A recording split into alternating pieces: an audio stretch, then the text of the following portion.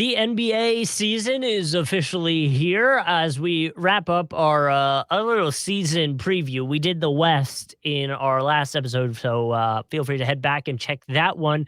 Going to tackle the East today, but before we get into that, we obviously wanted to talk about some bigger news, I guess, in general in the NBA. One of the bigger things coming out as we go into the season, I believe the news came out 2 days ago for continuity sakes of recording this episode. But Steven Adams is going to undergo knee surgery, which will obviously make him miss the rest of the season for the Memphis Grizzlies. One of the teams we talked about last week as a potential candidate team to fall a little bit, obviously with Ja Morant being out for a little and now Steven Adams being out. There, I guess, is a bigger step to stand on maybe trying to make that claim if you're going to make that argument today. What do you mean exactly? Like what? That they like slip in the standings and Oh, maybe have what would be perceived as a down year compared to where they were last year. I mean, it's going to be tough because, like you said, Ja Morant's going to be out 25 games. And now for Steven Adams, I mean, the numbers noticeably ticked down for Memphis when he went out last year. And I think that's a big reason that they stumbled in the playoffs a little bit. And the bigger hit to me here is that, I mean, one, your backup would be Brandon Clark in this situation, right? Brandon Clark is Mhm. coming off an Achilles injury of his own. So you're ideally trying to ease him back into the plan. And now you have to worry about that as well. Um, I mean, Jaren Jackson Jr. has shown that he's at his best when he's playing at a 4 next to a more traditional big like Steven Adams. And so to that point, I mean, Jaren Jackson Jr. already kind of gets in foul trouble a little bit. I mean, you even saw that with Team USA over the summer a little bit when he had to play the 5. Like he's just more like he's more optimized when he plays at the 4. Like I think that's when you get the most out of this Grizzlies current lineup. But like you said, I mean, definitely in terms of the slipping, I could see that because I mean, just missing Ja alone, I thought they were going to lose games, Well, and not and quite get to where you were last year. And to your point, a plus minus of plus 9.5 with Steven Adams on the court last year for the Memphis Grizzlies. He had pretty much as close to tying his career high in defensive blocks plus minus as you could last year. He had a .9. His highest, I think, was a 1.1 with OKC as last year with OKC 2019, 2020. So like, yeah, obviously a huge defensive presence for them. And I would imagine the Grizzlies feel it, like you were saying, the trickle down effect with players that are supposed to be backing him up and potentially also easing back into the system as well. So yeah, I mean, not saying that I think the Grizzlies are going to falter too much, but if you're trying to make that argument, you definitely have two really good key argument points now. Well, so the question for me now is going to be, do they go out and make a move? Yeah, And that's the kind of the double whammy here of with it being the beginning of the season that, you know, you haven't had any offseason time to address this. You're not exactly ready to fire up the trade machine just yet. right. I mean, the buyout market, there's a few names out there, but I mean, it's pretty thin to put it at this point. We're talking about like our old pal Nerlens Noel, Dwayne Dedman is out there. Um, like I just Dwight Howard. There's another one though that I just I don't know why his name is escaping. Oh, Willie Cauley Stein, that's who I'm thinking of. But that's kind of my point. Like we're really Mm. we're reaching here at this point. I mean, maybe the most tenable one is Bismack Biyombo. Like of all the guys left, that's who I associate with defense the most. But that's where we're at. Like we're a buyout candidates right now to try to replace him last minute. And again, Jaren Jackson Jr. will be able to play the 5 a little bit. I'm not suggesting you never play him there, but I'm saying to me, when the Grizzlies are getting the most out of that lineup, you've got him at the 4. And so that's a little unfortunate that they're going to miss time without him. They were better with him on the floor last year. Yeah, I agree. And so, you know, again, if you want to hear our full talk on what we think is going to happen in the West with, you know, potentially the Grizzlies and where they land with everybody else, we have a whole episode for it. You can go back and check it there. You can find us on YouTube and all that stuff. So Yeah, and with the episode coming up, I mean, we're going to talk about the East a little bit later, like we said, and so a lot of the mhm. contracts discussion are going to come up naturally there. Like that's if you're looking for Giannis, if you're looking for like Cole Anthony and Okongwu and guys like that will come up later in the episode. But there is a pretty big one that we do want to mention just because it's in the West, and that's Jaden McDaniels, getting locked in here with Minnesota. A large sum of money. What's I'm pulling it up right now. It's $135 million, I believe. Oof. Their core is locked in. I mean, this was the big extension that we were getting here. Um, here, forgive me. I'm gonna pull the 136 million. Thank you. Okay, 5 years, $136 million for Jaden McDaniels. So at this point, you've got big money for the Timberwolves tied into Anthony Edwards, who's locked in. You've got Gobert locked in. You've got Cat locked in. You've got McDaniels now locked in. Like this is your young core. These are ideally the guys that you're going to win with that you're building this team around here. And look, all the reasons to extend McDaniels make sense, right? Like he's a phenomenal defender. It's basically the modern ideal 3-and-D wing, right? That's kind of become one of the more valuable positions in the NBA. I mean, Minnesota last year had a tough task with Denver, no matter what, in the first round, but that was really tough without McDaniels. Like he was, to me, their best defender without a doubt for the season. And again, that's saying something when you've got a former defensive player of the year and Rudy Gobert there. So yeah, it's just we're at the point now where you want to see the Wolves take the next step because they've spent so much money. And again, this was the correct decision in my eyes. Like bringing Jaden McDaniels back and maxing him here and giving him the biggest contract possible and locking him down for 5 years. Like that's exactly what you should still do. He's young, he's a lot of upside, he's homegrown. But yeah, I mean, you're going to start to want to see them make substantial leaps this year.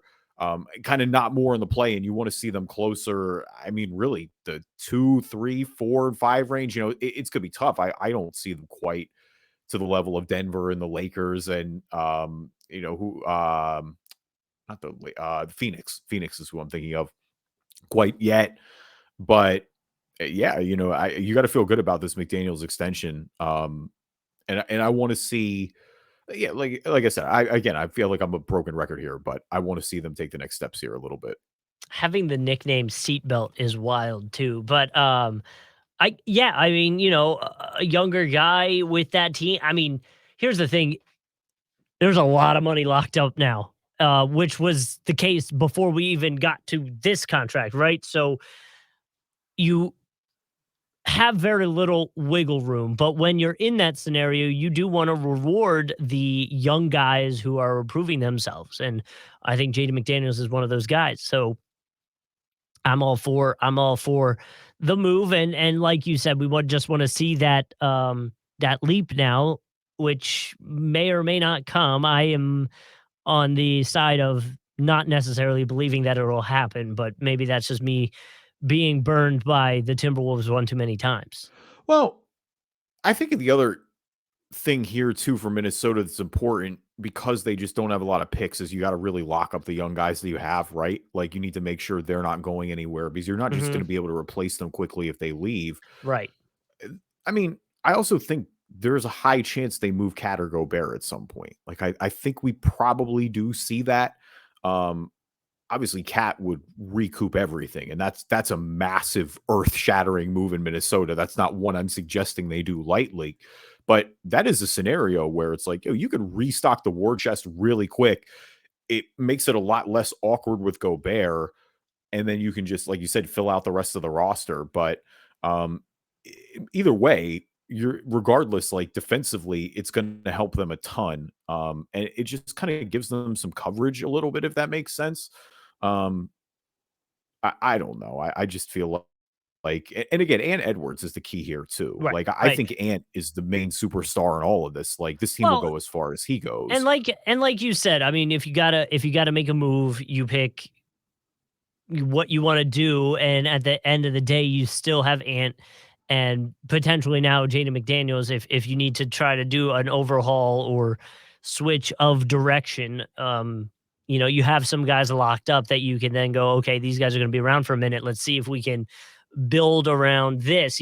Ant's the star, and let's go from there. Yeah, no question about it. And I mean, McDaniels is quietly like, I mean, he's not Ann Edwards, obviously, but he can win Defensive Player of the Year, I think. Like, he's got that type of potential, and I guess that's why I'm high on it. Like, they Okay. really noticeably fell off on that end when he was out last year. Hopefully, he learned his lesson and won't be punching anything either anytime soon. Well, That was yeah, a that's another that's another part of it, right? It's Uh, undefeated. it's a, but you kind of, maybe you could check it up to younger player. Oh, Just, this is a joke. We don't need to take a deep dive on this. You don't got to like this is strictly for the jokes now at this point. Welcome everybody to season 11 of the Drive and Dish NBA podcast. How about them apples? I'm Kevin Rayfuse. Joining me as always, my co-host Justin Kuzart. CMC. That is all. Oh, they lost last night, so I don't know who's a 49ers fan, and I as an Eagles fan, I'm not really too upset about that with getting a little cushion in the standings. He's So also not a 49ers fan. so hang on, he's not up for. Oh, okay, I get what you're saying. I was gonna. Is he in the Bay? This is a player that seems to think people want to hear his NFL predictions. Oh, okay. So LeBron's talking about the NFL. Okay, that's right. I mean, look, LeBron is picking a slate every week, though. Like, I do respect him going all out, picking the entire thing. But like, what's his record? Because it can't be good. Every time I see it, 2 weeks like ago, I think horrible. it was good. No, there were a few weeks that were rough, but I think 2 weeks ago he did all right. He is quite literally picked against the Jags every single time for like the past 4 weeks, and I'm like, okay, like here we go again. I mean, one of them was against the Bills. That makes sense, but okay, I get it, but hang on, we need to. Speaking of LeBron and football, I love LeBron. LeBron James is genuinely one of my favorite players of all time. Probably my favorite non-Sixer ever. Did you hear what he said about football the other day? Or what Windhorst said about why he stopped playing football? No. They said LeBron said he stopped playing football because Aaliyah died in 2001 and he didn't want to waste his potential. And so he started playing NBA basketball. What is LeBron? LeBron is not. Are you kidding me? That's the pantheon of LeBron exaggerations to me. Like, what are we talking about? What does that even mean? LeBron's high school games were televised on ESPN in 2001. Like, you're telling me when Aaliyah died in that plane crash that you decided to stop playing football? Come on. It's just, that was odd. That was really like, I don't feel like we got enough jokes off about that one. I also feel like I saw a thing that if you had bet $1 on Christian McCaffrey over touchdowns for like the last 16 games, like did the first game $1 and then took whatever you won from that and did it again and kept rolling it over. Yeah, like kept rolling it over. You'd have something like $14,000 right now or something. I believe it, honestly. Like, I think he scored every week. I mean, even the weeks they lose, it feels like he scores. I wonder if I could. It was on Instagram. I feel like I sent it to someone. I'll see if I can find it quick enough to give you the exact stat. Because I have a buddy that hates on Christian McCaffrey. Oh yeah, here it is. Okay, how much money? Okay, how much money you'd have if you started with $100 and rolled over on Christian McCaffrey anytime TD over the last 16 games? You'd have $480,991.48. Oh my God. Wow. All right. Well, there we go. That was way higher than I thought it was going to be. Yeah, I mean, I know those TD props can make money and you're rolling over and he has quite literally scored every week. It feels like we are a basketball podcast. So I'll switch it back to basketball, but betting for a second. What would you say is, because betting on basketball is so damn hard. Yeah, it's really hard. What would you say is like to me, the thing that I would do the most is like a 3-player prop bet to score over 15 points. Like pick 2 people that are guarantees, like LeBron and Joel Embiid in a game if they're playing, and then pick like 1 player like Maxey, who probably is going to do it, but at least will increase the odds of you getting more off that bet. Like, that's probably the prop bet that I would put together and feel decent about betting on basketball if I were going to do it. The other 2 things I feel like you can make, and it's more long-term plays, but are the win totals at the beginning of the season. Sure, yeah. I remember Cleveland's last year was obscenely low, and it's just like, I think they broke it in the first like 2 months of the season. And then, or no, it was never, forgive me. It was the year before that because they didn't have Donovan Mitchell yet, but Yeah. they just like really blew through it quick. So I think that one's there. I mean, the other one where it's just like, obviously this is truly a shot in the dark more than any. But if you stack up a few first baskets, like that's where you make obscene amounts of money. Like that's where you can turn like $2 into like a So million like first, oh, you're potentially. talking about the first basket scored in the game? Like, Yeah, yeah, yeah. yeah. Now So that's truly throwing it in the dark. Like you can make logical guesses based on who the high scorers are, but like, come on, like we're truly playing also, chance there at that point. also, just because we've gone down the rabbit hole of sports betting, not that they sponsor us or anything like that. They Um, should. I did read that FanDuel Sportsbook is offering new users $200 Oh wait, wait, back. wait, whoa, hang on. We are way too much, No, no, no, bro. I may have to cut you off. Hey, no, this no. is going somewhere. Yes, this is going somewhere because doing that, you get 3 months of league pass. So that's why I'm Oh, bringing okay. it up. Okay, that's a little more interesting. League pass might make it worth it. Like TJ sent me that the other day and I was like, "Oh, I might have to look into that." We ain't allowed to bet in this state, but we're going to figure that out, you know? Yeah, I was gonna say, well, that's the other thing. I just forget because it's so. I mean, it's legal in Pennsylvania and New Jersey are the two states I'm closest to now, and it's quite legal in both of them. I Um, got cuz the last time I was up there would have been Thanksgiving, so it's almost been a year that I've actually done a sports bet. Um and the book that I was using sent me an email being like, "We're gonna cancel your account. We haven't seen anything happen in a year." And I'm like, "I mean, what do you want from me? I can't do anything down here." So, yeah, it's like lobby harder, change the yeah, laws, what do and you I want mean, I'm from me, trying. dog? They're trying to. I mean, there's no doubt about that. Yeah, yeah, yeah. Leave us a review on iTunes, good or bad. I'll read them on the podcast. If you're not an Apple user, anywhere you can find a podcast, you can find us. Yep, and we are on YouTube, like we've told you before. Just head to Drive and Dish NBA, and you can find us there. I'm trying to see if we are at a specific number 62, so still looking for number 63. You can find us there. Subscribe that way. You have information on when the next episode is coming out. Now, a word from our sponsors. So we check in on the Eastern Conference and give you a little predictions as to what we think will happen. I realized as I was about to read down the I knocked off the thing. As I was about to read down the the standings, I was on this season, so everyone's at Oh yeah, 0-0. So I was like, I don't think the Hawks were number one last year. yeah. But of course, I'm talking as I'm trying to figure it out. So I got it switched. We'll just do a quick rundown of the standings, and then we'll kind of maybe start the same way we started last time, teams we think that will make the biggest leap. So obviously number one in the Eastern Conference was the Bucks. Then you had the Boston Celtics, 76ers, Cavs, Knicks, Nets would be your top six. And then in the play-in tournament, you had the Heat, Hawks, Raptors, Bulls. Obviously worth mentioning the Heat going very far, even though they were in the play-in tournament. Yeah, and then you had the teams that were out. You got the Pacers, Wizards, Orlando Magic, Charlotte Hornets, and Detroit Pistons. Detroit with the worst record by actually 10 losses. Charlotte Hornets had 27, they had 17. Yeah, and they got rewarded with what, the fourth pick this year, like just absolutely brutal. Yeah. And so no, in terms of the leap, I guess. I mean, I'm going to sound like a homer because I used to live there, so not a full homer, but I think Orlando. Orlando was the me that jumps off the page. I mean, you got Franz going out at FIBA and lighting Yeah. it up, like he just continues to excel. I think Paulo Banchero takes a good leap here and two.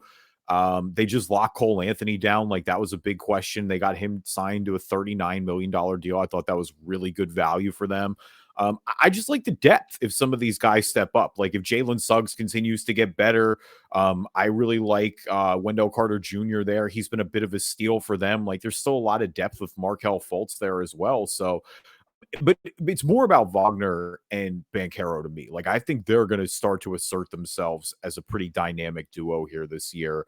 So, And it feels like they can get up to play-in territory. well, so that's what I was going to ask. How big of a jump do you give them? And if so, which team are you knocking out? I feel like the low-hanging fruit and also the chalky answers might be the Raptors and Bulls, who were 9 and 10 last year with 41 wins and 40 wins respectively. Yeah, I would think the Raptors are one that drops for sure. I mean, just Van Vliet, got yeah. yeah, with Van Vliet going to Houston, that's a loss there. I mean, you don't really know what they're going to do with Siakam, what they're going to do with OG Anunoby. So a few questions there on that front. They are the one that seems to drop out for me. Okay. Um, and I would imagine that Orlando bumps in and moves them up. I mean, again, the question is the bigs beyond Wendell Carter Jr., I guess, if you have one. But a lot of guard depth there. I like them going out and getting Ingles, another vet to have in the locker room with Gary Harris. It's going to be the question too about what can Anthony Black do this year? Like, what kind of difference Mhm. can he make in his rookie year? But I feel like the tools are there, and in theory, you're going to get Jonathan Isaac back. I mean, I know that's been a stop and start for quite a while now. It's almost why I'm mentioning him last at this point. But I mean, if he's any semblance of what he once was defensively, I mean, he's going to be a menace down there, and that will kind of solve that big problem. You've got him next to Wendell Carter. I think that's a great front court. Yeah, I agree. So, is there anyone else that like drops, I guess, in your mind? Well, I think Brooklyn is going to drop just off the fact that, I mean, that 45-37 That's record a yeah. last year is deceiving because you had Katie and Kyrie for part of it. So, and I know they finished strong and got into the playoffs.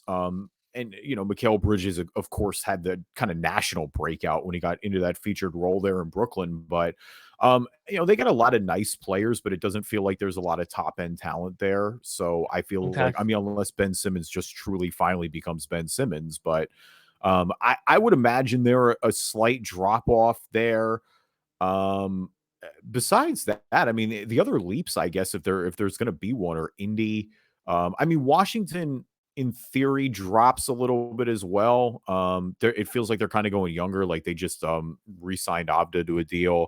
I know Jordan Poole is there now, and he's going to be, you're going to kind of see what he can do in a featured role. But they lost Porzingis, who was really good for them last year, so I feel like they just kind of stayed the same. Better direction, like long-term outlook, I guess I should say, but it doesn't feel like they're going to really make a jump. It could be Indy too. I want to see what they do with Miles Turner. That's always a great question. I do like Hallie a lot. I'm still high on him. Um, so maybe they jump into one of these playing spots if Toronto gets out. But yeah, Detroit's still got a while to go. They're going to have Cade Cunningham back. That's the biggest thing to watch for them for me. Yeah. Um, but otherwise, yeah, I mean, Charlotte will be better just off having LaMelo back too, in theory, but there's still just too many questions about the rest of the roster, both on and off the court, bluntly. And Um, and honestly, it might not be biggest leap from a standpoint of like addition of wins, right? But if we think the way it's gonna go is the way it goes in Philly, you would imagine those wins are a little bit lower. And then if that's the case, the Cavs and the Knicks probably jump up. One of them jumps up into the third spot. And I think either of those teams, even if it's less wins than 51 or 47, which is what they had last year, just being third in the East is going to be a big boost, an upgrade, going to feel like a forward momentum thing for them. yeah, no, I agree 100%. I mean, I guess if I break it down, there's tiers, right, to the conference. I guess that's the way we should do this. And again, with regular season, Miami is always the biggest wild card because I don't think That's Miami is true. going to do that great in the standings. But like, I have Miami right there, obviously. With in theory, they're a step below Milwaukee and Boston, but they're always just going to kind of have an asterisk because I don't know. They also just make it to the playoffs and then wreak Jimmy havoc Butler on might everybody. just, yeah. Yeah, so I mean, but otherwise, you've got Boston and you've got Milwaukee, who are the top two again. Like they're the teams that both of them realistically could try and win the title this year. Both of them are going to be, again, the aspirations are there; they're all in. I do agree with you with Cleveland and New York. I think Cleveland, New York, and Philly are kind of that tier below Miami. And I'll I be also honest, agree. and I'll be honest, two of those three feel really good, and there's really negative vibes on the other. Well, but even with negative vibes, dude, they still have Embiid and Maxey. Like, I I don't know, think we but need to totally fall off the cliff. Like, I'm low on the Sixers too, but I'm not just going to suddenly suggest they're going to bounce out of playoff contention or something no, like that. but in terms of fan base outlook on the season, there's two that are really excited and one that are like, oh. Great. I think all three of those have. I mean, we know what the Sixers are. We don't need to rehash that. I think with Cleveland's question, like you just want to see come playoffs. Like you want to see because to me, Evan Mobley and Jared Allen had a really rough go of it. I mean, Darius Garland did too. So I think for them, it's about their young guys, their core. Now having had that experience, are they going to take the next steps, get better? And if they do, they truly can maybe contend for this conference as well. Like I think Cleveland's upside is still there. The Knicks are interesting because like I do like a lot of their roster, sincerely. Like Jalen Brunson's a dog. I like Emmanuel Quickly a lot. I think they should probably get an extension with him done here sooner than later. They have a couple of guys like Julius Randle. If he's good, Julius Randle, then I think you're in business. I do think the biggest question mark for me remains RJ Barrett. There's just kind of like the shooting has been up and down, the scoring has been up and down. Like you just kind of don't know what RJ Barrett is at this point, and him becoming what he was projected to be would entirely change the outlook for this Knicks team. But more importantly for them, looking just even beyond this season, if they continue to be competent and are, well coached and do the things they did last year, they're going to be in the discussion for any big free agent that gets out there. I don't think they have the best package necessarily in the NBA in terms of trade assets, but look, it's New York. Like somebody's going to take that challenge on. They're always going to at least get a meeting. So, I think there's a lot to build on after last year. Like you just hope. I guess my big thing with New York is you just hope it's not an every other year thing from Julius Randle. Because last year, I mean, his breakout year with the Knicks was 3 years ago, and then he was pretty terrible the year after. And last season, he really bounced back. Like I thought he was much better. I know the playoffs are rough, and there are real questions there, but either way, I think the Knicks they still will win a lot of games in the regular season for sure. What's worth mentioning too is Thibodeau's contract is I guess he signed through the 24-25 season. So from what I'm reading about right now is some Knicks fans think that, they will come to a contract extension or figure out what the heck's going on before the end of the season comes.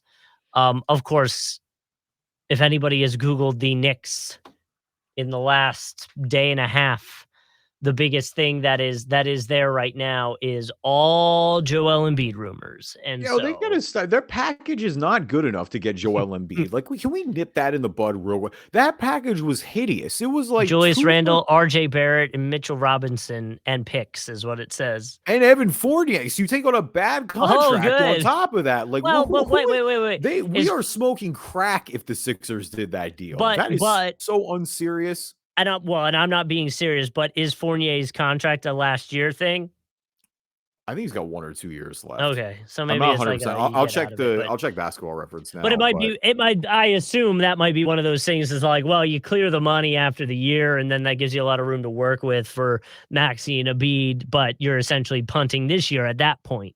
Yeah, and so he's got a club option for next year, so obviously that's not going to get picked up. So this is the last year of it. So in a way, there is that value. There is that value for Fournier, but still, like, no, Justin, that's what we trade Joel Embiid for, we don't need to worry about the Drive and Dish NBA podcast because I'm going to go be a monk in Tibet and try to just watch another sport at that point. Oh God, I'm going to be so upset if I see, now that you've said that, season 11 is about to be the slap and shot NHL podcast at that rate. Well, that's what I mean is like, I'm going to be sitting, at any point this week, if that happened, oh my God, I would look down and I would just see that. I'd be like, that we're done. We're never podcasting again. I mean, like, I have, like, I'm pretty, I kind of know what it is with Embiid. Like, we've had this discussion. Like, I'm pretty convinced he's going, not this year, but probably next if they flame out in the playoffs again. But you're going to have many, many teams that can hit you with a lot better of a deal. Not to get so totally sidetracked, but you mentioned the Embiid trade. I was talking to some family this past weekend. We were at a wedding, and I was talking about how the Embiid stuff might go and how I thought it was going to go.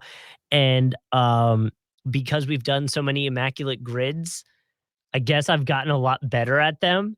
So Nicole's cousin, he's in high school, maybe 14. Mm-hmm. he pulled up the grid and he's like, "Let's see if we can do it." And I quite literally rattled off every single one. I was like, "Oh, that, oh, Let's that, oh, that, oh, that, go. oh, that." One whole line was a Sixers line, so it was easy to get. But dude, we probably got that thing finished in 4 minutes. And I was Yeah. like, "Damn." I mean, if you play it daily, you definitely can start to notice some You patterns for notice sure. trends in players that fit in And so, things, yeah. yeah, so for that point, whenever we play, and we are going to play Immaculate Grid later in this episode, so stay tuned for that. But I don't play it every day for that reason because I enjoy it so much and Yeah. because I want to still challenge myself. That's also just why I try to avoid like the cliche guesses, if that makes sense. Like I know that Isaiah Ish Smith Cannon. is going to Ish work in Smith. a lot of answers, right? Like, see, I don't think Isaiah Cannon's a cliche guess. Isaiah Cannon's played on some strange teams that I know. But we like just Danny watch a Green lot. or yeah. Yeah, PJ I don't. Tucker, Pat Bev, like, Yeah, Pat Bev now, low key. Lou Williams is another one who's an yep, immaculate grid all star. I mean, there's a like Dwight Howard can be with how many teams he's played on. Like, there's some sneaky guys out there yeah. too, and plenty of guys who played way less insignificant minutes who were on 10 days bouncing around. Who I'm sure that we aren't even thinking of. So we kinda but back to the East. Other than the Sixers, do you have a team that you I guess you mentioned the Raptors as a fallout candidate. Do you have anyone that could be perceived as another, like, highly disappointing year? I think, personally, the Hawks might be on notice of, like, "Hey, if it doesn't work this year, you gotta figure something out," right? Yeah, I think the Hawks at least shook it up a little bit finally. They Like, did. they haven't totally changed the deck chairs, and I'm not at the point where you totally like, I need to see more out of the Trey Young and DeJounte Murray pairing, Right. but I also want to give it a fair shot before I go out and just blow it up. Like, the signs were there, the ingredients were there of you could see what it could be. I love the Okongwu deal for them bringing him back. I can't believe how cheap that was. That was incredible. 62,000,000. Yeah, Um, 62. It feels like he should have got way more than that. I thought he would have there's been up in like the 80s or something, but there's also that potential. I know they're a team that's tied to Siakam, and we already kind of talked about what the Raptors end up doing there, and we'll see. But yeah, I feel like they got to figure out something. They didn't reach the extension with Sadiq Bey, so that's where some worth watching and seeing where that goes. But I just feel like this team feels like, man, you were right there not that long ago, and you just haven't been able to reignite that fire since. yeah, I mean yeah, I think you just nailed it right there. Like it's been a few years now since the conference Yeah, finals appearance, and you haven't really been close since. It's not even like, oh, you were, really battling. It's that you kind of been static since. And that's what you want to make sure is that you don't want to just keep running in place in the Trey Young years. right. Um and so I think though we'll have a better. I mean, you brought Quinn Snyder in the middle of last year too, so I think there's a little bit of an adjustment there, period there. He's got a whole off season now to kind of implement. And so I feel, we're going to at least see what it is with Atlanta. I guess that's my point. But you're right. I don't think though I guess if we're talking about sliding and who's going where, I don't think they're going to be like their worst case scenario to me is they're like in the play in again, kind of like a 9 and a 10, but I kind of struggle to see them getting out of the play-in game. Like I think they're better than Brooklyn. I would think they're arguably better than Chicago. I think they're better than Toronto. So at that point, it's just holding off the teams that didn't make it last year. Chicago's another interesting one just because I think they could blow it up at any point. Like, Right. maybe they decide to move on from DeRozan. Maybe you move Vucevic. Maybe you move, I mean, Zach Levine would bring the most back. Like Levine would actually get you a little bit of a haul, but Lonzo Ball remains out. I mean, he's already preemptively out this season, and we hope that he gets better. But yeah, I feel like the Chicago team has reached its peak. And so at that point, I mean, if they keep it together, there's enough talent there that they'll be in the play-in for sure. I don't see them dropping out. Right. But this is definitely a team that they could slide quick if they decide to make some moves. Yeah, I agree with you. I just wonder what they do, and yeah, they're definitely a blow up, candidate, I guess, and probably one of the I would say higher ones in the East, because really I think it's the Raptors and them as of right now of teams that we would see potentially hit the reset button. Yeah, it's just like I look at the West and I look at the East, and it is. The competitive balance in the West is way higher again, like it's Mhm. skewed back. And it's funny because I really think two of the best teams in the NBA are coming out of the Eastern Conference this year who very well could win it all. But it's you talk from top to bottom. Um, I, I think there could be more variance in the East this year. So I guess that's nice. Like you really could see it shake it up. Again, in the West, we were talking about there's maybe one or two teams. Like it was really hard to move one of those out of the top 10. Right. Where I don't quite feel that way for the East. I feel good about that Orlando breakout. Like, not to go back to betting, but like, I would love to see their over under win total. And I feel like that's one where there's some value because I just don't think people have caught on to them yet. But we haven't talked about Giannis's contract, the big 3-year, $168 million extension. Obviously, this is post Dame Lillard trade. Give Giannis his credit. I mean, you see, this is how a superstar should flex their leverage, right? Like he said, look, I may not come back. We've won a title. I want to keep competing. He put the pressure on them. And good for the Bucks for going out and getting Dame Lillard, but then good for Giannis for just putting this to bed. And I know it's easy to be like, oh, good for Giannis. Is he signing this massive Right, right, contract? right. But no, I mean, give credit to Milwaukee. They did everything they had to do to keep him. And now you have a massive question. Just you're not worried about it. Like Giannis is locked in. Um, and And I was reading with Woj, this deal gives him another potential to sign a 4-year down the line, so even more money for Giannis at the end of the day. yeah, I mean, the chances of him being a Buck for life have just obviously exponentially jumped. As long as they're competitive, I think he's going to be around. And, you know, certainly they have the chance to be this year with him and Damian Lillard. I mean, that's the one. I keep going back and forth with who I think is going to be the favorite in this conference because I really like Boston's depth. Like that's the thing is I really Mhm. like Boston's depth, but like man, I really like the Giannis and Dame pick and roll too. Let me tell you, I don't think they're going to be nearly as fearsome as Boston is on the defensive end. But like, It might yeah, I not mean, matter. Giannis is the best player in that series, and like Dame is probably 3. Like I don't think Dame's better than Tatum at this point, but otherwise, Boston, again, it's just about the interior. As long as the interior stays healthy, like I need to, if Porzingis is healthy, if Horford is basically like just fresh and that they can able to keep his minutes down so that he's ready to go for the playoffs, Yeah. all the pieces are there. Like, and going out and getting Drew was so crucial. Like that is the thing. It's a weird balance because Drew is the perfect Dame stopper. Like we said it when the trade happened is that that's a real fallout. Like there is direct consequences for your action there.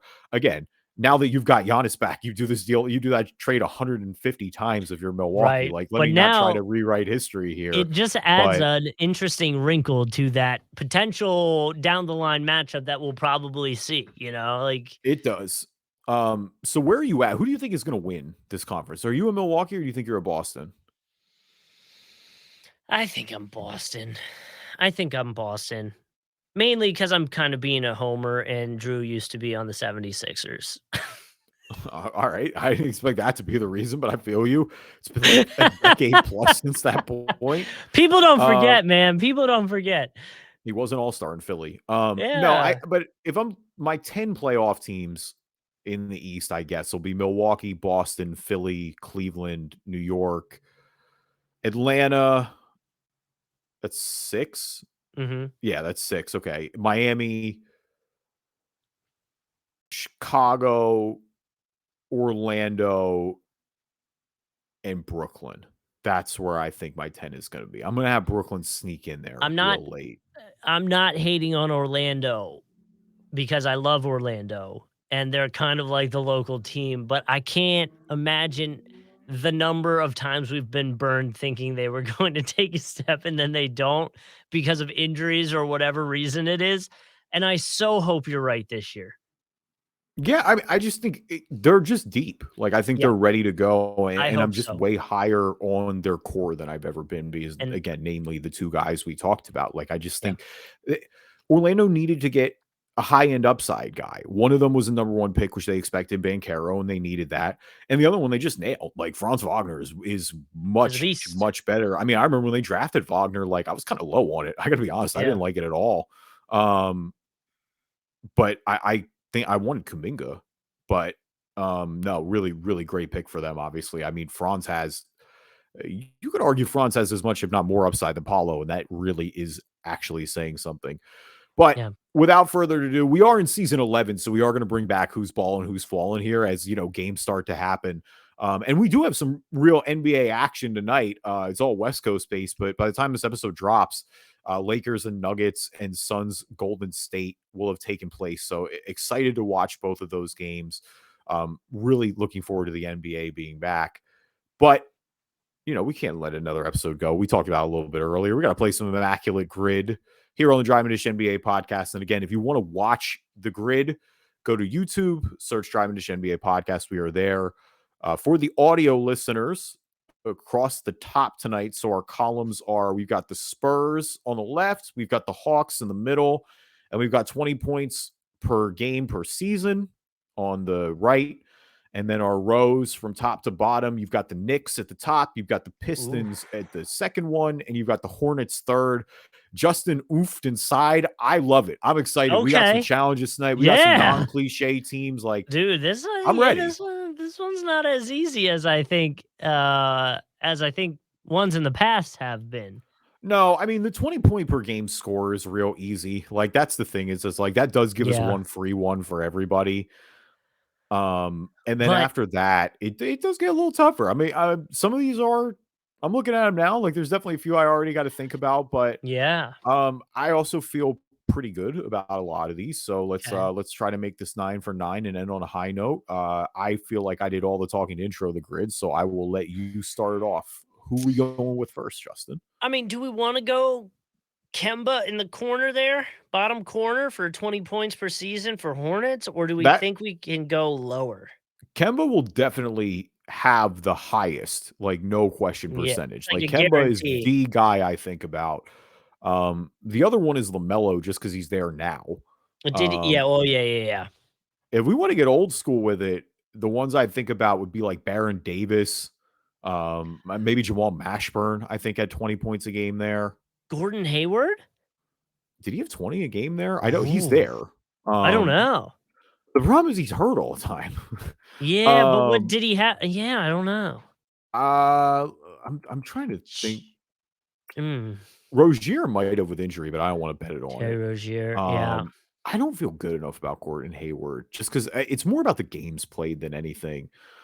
I don't. I also just never know. It's more of like Batum. No, Batum definitely didn't have 20. Didn't, right? No way, right? I don't think Batum averaged 20 in Portland. No. So here's my thing. I always forget how this game is going to work with the Hornets being the old Hornets and the new Hornets, because I really want to guess Jamal Mashburn. Yeah, you're good. Bobcats. See that? So we get the okay, yeah. So we get the Bobcats too. Yeah, and you go. Yeah, you got Hornets from 89 to 2002, then 2015 to present, and Bobcats between that time. All right, in that case, I say we guess Jamal Mashburn. Not to hijack your guess, but I think it's going to be really low. Here or lower than Kemba, at least. 1%. Let's Good go. call. All right, NBA 1%. Street, baby. Let's go. Definitely back in that era. Yeah, him and Baron Davis were a pretty good duo there. For Detroit, you got a couple options. Blake Griffin. I mean, yeah, he definitely did. Like, if you want to go with Blake, I'm with it. Do you think that's going to be a low number? Or is that going to be recent? Like, because I just don't think of Blake Griffin as a Piston, but I know he was there. No, I did. Well, yeah, you're right. And he quietly, like, maybe had the best season of his career. Right. He was incredible first year in Detroit. Right. I mean, point wise, the only other guy I think of is going back to the title winning teams, right? I go like Rip Hamilton. Yeah. Because Ben Wallace was a scorer. Tayshaun Prince maybe did 1 year, but I'm not enough to bet on it. I don't. Billups is the same way. Like Jeremy Grant, or no? Who am I thinking of? No, Jeremy Grant was definitely there. Did he have counting stats to do it? He might have. He might not have been who I was thinking of, though. He would be low if he did it. I don't know if he had the. Jeremy Grant. I kind of want to come back to that. I'm marinating on it now. I'm looking up. By the way, I'm looking up to see if Gordon Hayward had 20 as a Hornet. Oh yeah, I mean, if it was Utah, obviously it definitely would. Oh, he Did was he? no, he was 19.6 Okay, good. points All per right. game in 2020, 2021, his first season with them. Played 44 games. Wow. That does make you feel better. Gordon Hayward, this is surprising. Gordon Hayward only had one season where he averaged over 20 points per game. That is surprising. One Wow. game, and it was for Utah in 2016, 2017. Huh. Okay. Yeah, wow. I would He got damn close like 4 times, but he never broke 20 that except for once. that truly is surprising. Yeah. For all right, we'll come back to the Pistons. For the Knicks, I mean, Carmelo Anthony's the easy answer. I Yeah. feel like Amari Stoudemire's an answer. I was gonna say Latrell Sprewell, but I'm way less bullish on that one because he was a better scorer when he was young and he was kind of old. Yeah. Oh my g well, did Jeremy Lin do 20 points per game? Or was he like 15? I don't know how if he did it for. I don't Did think he know if go he to the did it Hawks, long by the enough. way? Did Jeremy go to Atlanta? Jeremy Lin did go to Atlanta. If you want to do that, that's actually I like that guess You wanna there do because that one? he'll definitely work there. So yes, I would. Jeremy Lin will work for sure for Knicks and Hawks. 9%. Okay. We can I do that. expected that to be more. No, you know what? No, I want to guess for who I'm pretty sure for the Knicks will work, and I'm going to feel like such an idiot if this is wrong, but I'm pretty damn confident. How about Allen Houston? Allen Houston. Yeah, he was on the finals team. He was on the Knicks for a while. I just feel like I saw a lot of Allen Houston jerseys in college. We could probably do Porzingis too, right?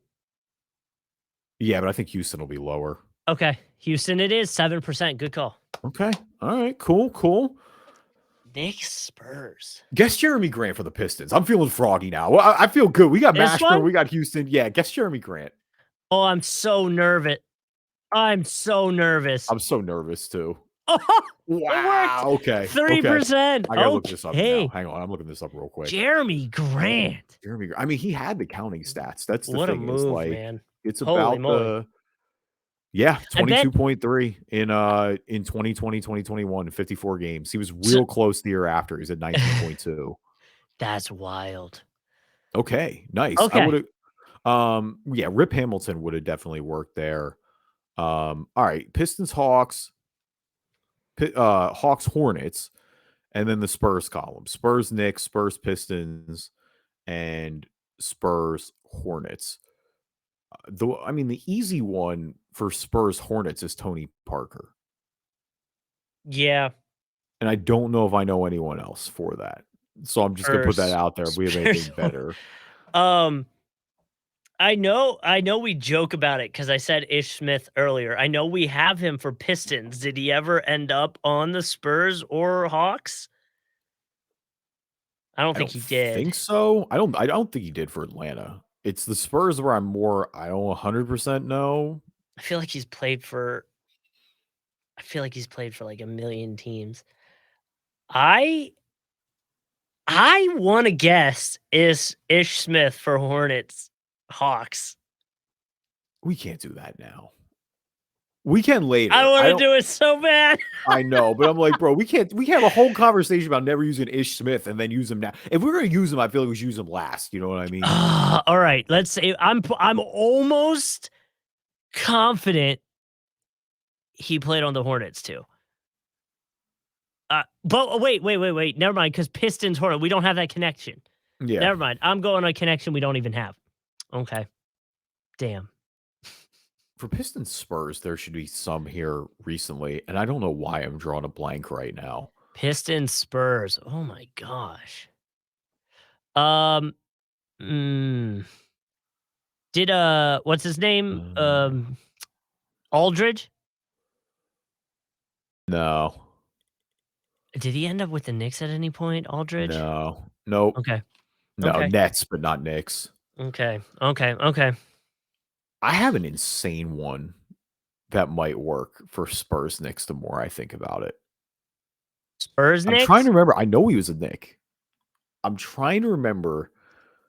I feel like Tracy McGrady had a 10-day with San Antonio. I know for a fact he did with New York because he came in. It was my freshman year of college because my friends. I went to Hofstra.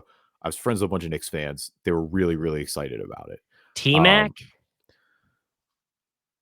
I don't know if he played for the Spurs. That's the thing. I feel like maybe he signed but didn't play. I'm gonna stew on it a little bit. You want to do it? Oh, you want to stew? No, Okay, no, okay, yeah, okay. I want to stew because I feel like I can get Knicks and Spurs as well. Like I'm trying to think of a deal they may have made. This is a harder one. You're right. Didn't is it Josh Smith? Oh no, we just mentioned. Oh, actually, Josh Smith would work. Yeah, I was gonna say Sadiq Bey too. Who I just Oh, mentioned, but yeah. Who do you think? um, Well, who do you think's less? probably Sadiq Bey. But I also know Josh Smith is 100% right. Oh, what do you want to do? Do Sadiq Bey. It's fine. We'll be Okay, good. Sadiq Bey, Yeah. 26%. Damn. Okay. Okay, Maybe we should have gone Josh a lot of Smith. young kids Shoot. play this game, I guess. Well, he's there now. He's on Atlanta now. That's what I That's the mean. Yeah, thing. yeah, yeah. Okay. I feel like we Spurs, just. man. I feel like for the sake of moving this, that we should just do the obvious one in the corner and go Tony Parker for Spurs and Hornets. Because that was still bizarre. I still kind of can't believe that happened. That was so strange, and I know it was the connection with Borrego, but 67. yeah, Holy moly. I mean Okay. easily who Yeah. I most think of there. Yeah. So to recap for everybody right now, Tony Parker we got for Spurs and Hornets. For Knicks Hawks we got Jeremy Lin. For Pistons Hawks we got Sadiq Bey. For 20 points a game per season for the Knicks we got Allen Houston. For the Pistons we got Jeremy Grant. For the Hornets we got Jamal Mashburn. We still need to get Hornets, Hawks, Pistons, Spurs, and Knicks, Spurs. Hmm. I feel like, oh my God, what's his name? I don't know why I'm thinking of him, but like, I feel like a Rodney Magruder or a Rodney. Oh, he was on Detroit, or maybe I'm thinking of Rodney Stuckey. I feel like Rodney Stuckey was Stucky. on the Spurs and he was definitely on the Pistons for sure. Yeah. I don't know though. Dude, I am like full on drawing blanks on these three. Wow. Spurs and Pistons is on the tip of my tongue. And that one I'm like really, really Spurs and Pistons is probably like a point guard, right? How many? There was like a million point guards that were like the off the bench point guard during Tony Parker and Ginobili's time there. Where'd they go? They all built themselves up and then they would go somewhere, right? Like that was what happened. No, I know. I'm trying to even think of their draft picks. I don't think he was ever in. No. Danny Green probably got to work for one of them, right? I don't think he does. That's what's crazy. Is he was a Spur. Wasn't he on the Pistons at one point? No. Okay. Rondo's None of the work. Pistons Eastern Conference guys were over there. I'm Hey, thinking did point guard for the Hawks, did Schroeder and Ortigue work for Hornets Hawks? I don't think so. I don't think Schroeder does, and I don't think Teague does. Oh, Justin. I think I figured out one. Okay. I think for Spurs Pistons, Antonio McDyess works. McDyess? Who even is? I'm pretty sure. I don't know why I'm there. I know he's a Piston. And I think Okay. yes, okay, 7%. That was way more than I expected. Antonio McDyess? Like, where do you even get that Justin, name? don't ask how my brain works. Just roll with me. No one needs to know how that works. That sounded way more sinister than I wanted it to. All right, so Knicks, Spurs, and Hawks, Hornets. Oh my dude. Well, like the Hawks and the Hornets are in the same division. Oh, dude, Dwight Howard for Hawks and Hornets. Dwight Howard works for Hawks and Hornets for sure. Dwight Howard, 53%. Okay. All right. So we got to get 9 for 9 now. We kind of clutched these last two late. We got to pull up and make sure we ended on a good note. And Ish Smith does not work here. I'm 100% Ish Smith does not work here. No Danny Green, no Ish Smith, no Oh my dude. I'm trying to think of young Spurs guys recently. Or just even like back in the day. Like I don't think like Bruce Bowen never played in New York. Ori never played in New York. What about uh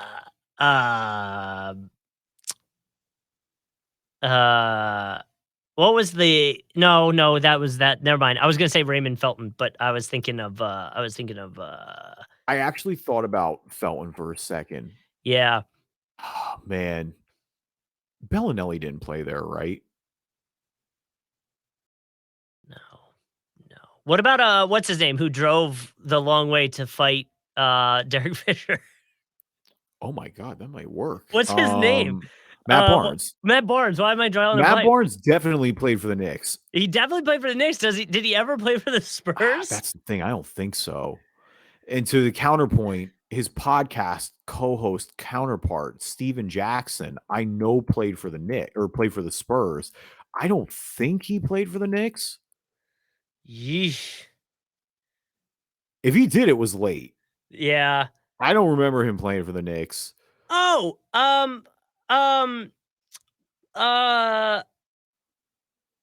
what's his name? Was his last name Lee? Oh, David Lee? Lee, you might be right. Oh, he was rookie of the year for the Knicks. Did he play for the Spurs? He was like on the Spurs for a while, wasn't he? I like remember him in a Spurs jersey for some reason.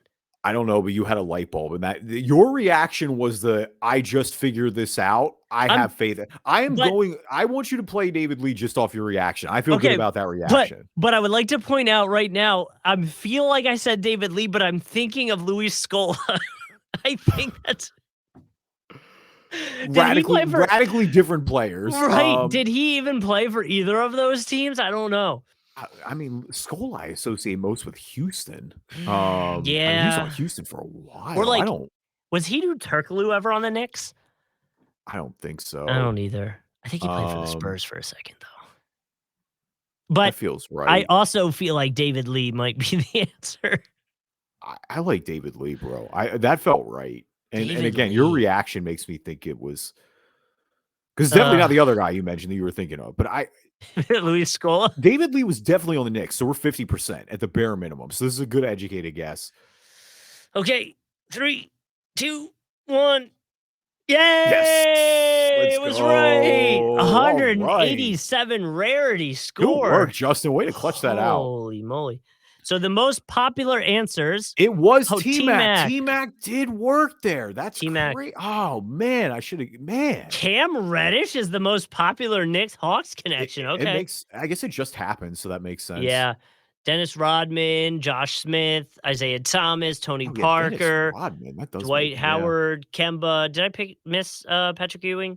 Patrick Ewing up top. And so we kind of avoided Tony Parker and Dwight Howard were the only most obvious ones. If we did Josh Smith, and T-Mac, man, I did not think T-Mac would be the guy there. Most popular. There's 37 wow, there's 95 connections between the Hawks and that's the crazy. Pistons. Yeah, that really is crazy. Holy moly. Let's see. Can I find the most recent? Sadiq Bey, Kevin Knox, DeLon Wright, Tony Snell, Jose Calderon, Ersan Ilyasova, Anthony Tolliver. That was a player Tim was always obsessed with, right? Tolliver? Yep. T-Mac, Stackhouse, Joe Smith, Wilkins, Maurice Evans, Zaza. Zaza's another one that works in weird places all the time. Luis Scola, by the way, played for Houston, Phoenix, Indiana, Toronto, and Brooklyn. So none of the above. So yeah, maybe it's Brooklyn. Maybe it's the Brooklyn jersey that I was thinking of, that black and gray that just kind of gave me Spurs vibes. It makes sense. They are pretty similar. But yeah, not a bad grid. You mentioned jerseys. So before we get out of here, I do want to sneak the last thing in. Because we talked about this last week with Kuz's comments, and I am pro jerseys, but oh my God. I don't know if you can pull this up quick enough, but have you seen the NBA City Edition jerseys this year? I feel like I saw a tweet about them. Oh yeah, here we go. Hold on. SB Nation did a ranking of them. It's at my Twitter too. If you want to go to it, if you have my Twitter and you can pull it up, I retweeted it in graphic form where they're all like laid out next to each other. Well, Um, this is, I don't know if I'm gonna be able to pull this up the way I'm hoping it will look, but here we go. Screenshot. This is the jerseys. It's not looking the way I wanted it to, but oh, so somebody tiered it out for and they real. didn't give anybody an S tier. Oh my god. Well, I can't believe they gave as many as they did. Yeah. Although I Utah looks fine. Yeah, I like 3 of these jerseys. One of them is Utah. I think Utah smoked it. It's an easy win for them there. Yeah. I really like Sacramento's. I like the Where's Royals kind of Sacramento's? throwback. Oh, They're all the Kings, way on the okay. left in B tier. Yeah. It pays homage to the Royals. I really like them. I think they're clean. The stripe makes sense. And the other one that I liked was where am I losing now? Minnesota. There it is. Is that Minnesota Lakes right here? jersey. That's Minnesota. I really like that one. I think it's a step below Utah and Sacramento. I think they have the best. The rest of them, yeah. very mediocre to just completely throw it out. Like Milwaukee's are okay. Are the Knicks jerseys any different? Denver, I can't believe that Denver just won a title and they're going to roll out in that. That is hideous. Yeah. The Heat jersey is hideous. Nets The Clippers Nets jersey is hideous. Nets is terrible. Yeah, like all of these are so forgettable. And I guess that's what's Yeah. crazy is it's like, yo, you're Nike. You have go online and search Google jersey concepts on Twitter and you'll be able to find better just markups than these. Like I really, and again, I'm pro jersey. I like the city edition overall. Like I do think they should keep coming out every year, but yeah, I don't know what happened this year. It's a bad look for everybody. Like I Gross. said, except in my opinion, 3 teams. Let us know your thoughts if you feel differently on any of those. But I mean, yeah, maybe score a point there for Kuzma. Good Lord. Thank you, everybody, for listening to this episode of the Drive and Dish NBA podcast. Again, season 11. We are excited to continue to rock with you guys. Leave us a review on iTunes, good or bad. We will read them on the podcast. If you're not an Apple user, Google Play Store, Spreaker, Spotify, TuneIn, Amazon Music, anywhere you find a podcast, you can find us. And find us on YouTube. Search Drive and Dish NBA. You can subscribe. That way you know when new episodes are coming out.